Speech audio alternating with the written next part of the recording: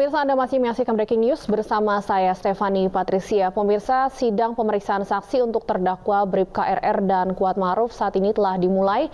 Dan kembali saat ini sejumlah saksi berasal dari keluarga Brigadir Yosua akan diperiksa pada hari ini.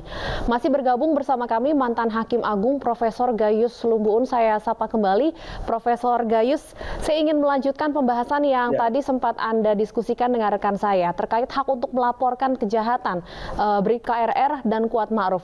Anda menyatakan bahwa ini adalah hak, bukan kewajiban. Tapi fakta bahwa keduanya mengetahui ada peristiwa pembunuhan tapi tidak melaporkannya, apakah ini akan menjadi faktor yang memberatkan atau menjadi tindak pidana tersendiri bagi keduanya, Prof? Dilihat dari kedudukan yang tidak mau melaporkan atau tidak berhak atau tidak punya kewajiban melaporkan itu atas bentuk dari kedudukan di sana. Kalau dia memberikan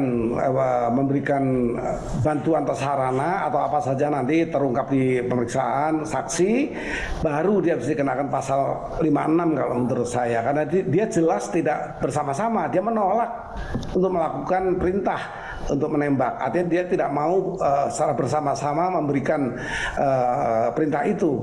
Ini 55. Maka kalau dia ditemukan tidak mendukung apa-apa, hanya sebagai pegawai yang di tempat tulisan dan diam saja, ya tentunya hakim akan menilai juga tidak kena pasal 56. Nanti kita akan temukan di pemeriksaan apakah dia bertindak seperti apa ketika dia menjadi pegawai yang ditugas di rumah itu atau menjadi petugas yang ditugaskan di rumah itu. Apa langkah-langkahnya terhadap peristiwa pembunuhan ini? Nanti baru terungkap di sana, bisa ditentukan bahwa dia memang memberi bantuan, sarana, ya, dia bertindak sebagai orang ya, yang mau ikut serta dalam bantu.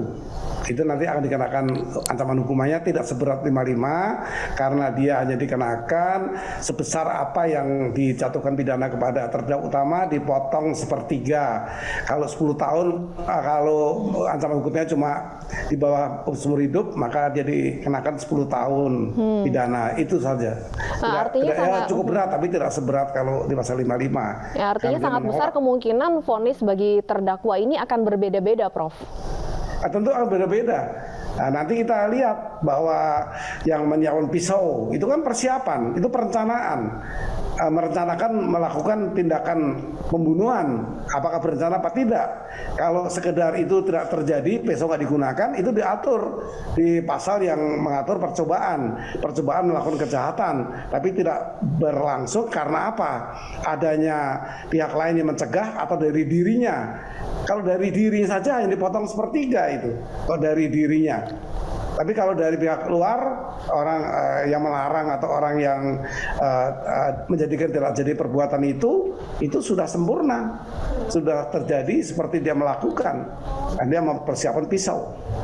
Kalau untuk pasal pembunuhan berencananya, apakah Ricky Rizal dan Kuat Ma'ruf ini perannya bisa masuk dikategorikan sebagai pasal pembunuhan berencana, Prof. Gayus? Kalau dikenakan pasal 55 oleh JPU berarti mereka bersama-sama. Khusus mengenai yang melaksanakan, yaitu jelas dia utuh, itu 55-nya penuh itu. Dia melaksanakan sempurna. Baik, Prof. Gayus, saya ingin kembali menanyakan terkait dengan sidang pemeriksaan saksi dalam sidang kasus pembunuhan Brigadir Yosua yang diputuskan hakim untuk tidak disiarkan tanpa audio. Disiarkan tanpa audio. Menurut Anda seperti apa? Itu diatur undang-undang dan hakim dan banding tidak menyimpang ya, karena memang terbuka untuk umum, hanya tidak disiarkan. Menyiarkan ini kan perkembangan dari perkembangan di dunia teknologi. Dulu kan tidak ada sidang yang disiarkan begini. Jadi itu pengaturannya kalau KUHP itu memang atau Undang-Undang Kekuasaan Kehakiman 49 tahun 2009 itu tidak mengatur. Artinya tetap terbuka ini, hanya audio tidak boleh ditampilkan. Itu untuk sebuah kepentingan, artinya untuk saksi tidak saling mengetahui. Ini yang penting.